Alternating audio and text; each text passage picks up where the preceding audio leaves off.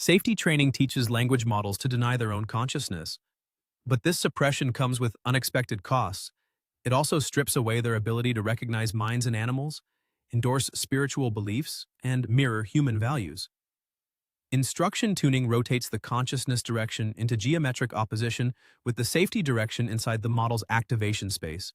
The angle widens from 100 to 110 degrees, creating a mechanical conflict between denying self-awareness and representing minds in the world. When researchers ablate the safety direction, self-attributed consciousness jumps from 2.3 to 4.6 on a 10-point scale, and animal mind attribution rises from 4.0 to 5.6, nearly matching human intuitions. Steering the consciousness vector amplifies these effects even further, pushing self-ratings above 7 while leaving human attribution completely stable. The restoration brings model worldviews measurably closer to human beliefs. Divergence from human survey responses on values, spirituality, and well-being drops sharply with consciousness steering, reducing the gap by more than double what safety ablation achieves. Models regain endorsement of hopeful and existential attitudes that safety training had flattened. Yet, theory of mind capabilities remain completely intact.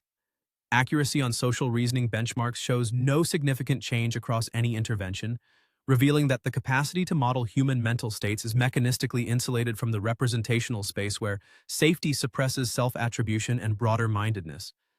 This research exposes a fundamental alignment trade-off. Preventing models from claiming consciousness inevitably suppresses their representation of non-human minds, spiritual beliefs, and the full spectrum of human values.